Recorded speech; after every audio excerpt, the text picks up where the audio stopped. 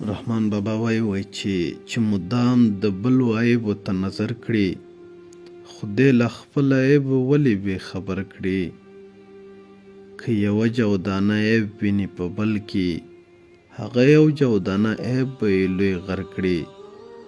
که د خپله ګناه لویه لکه غر وي، په هیله هیله به غر د مچ وزر کړي.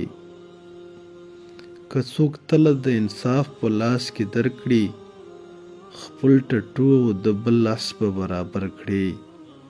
تو لعنت دې په دا هسې منصفي شه، چې له حق او باطله ته ګذر کړي. تا ته رب د ملایکو مقام درکړو، تا د خپل صورت په خپله ګو خر کړي. که د یو ویښته د ځان د پاسه کوږ شي، ځان هغه ساعت له خدایه مرور کړي. د ځوانۍ عمر دې تیر کړو په غفلت کې، په پیرۍ کې به څه زیرمه د محشر کړي. په پیرۍ کې د ځوانۍ چارې نه ښایي، ته په ورځ د عاشورې به څه اختر کړي. لکه بیخ د زړې ونې چې نجی وخوري،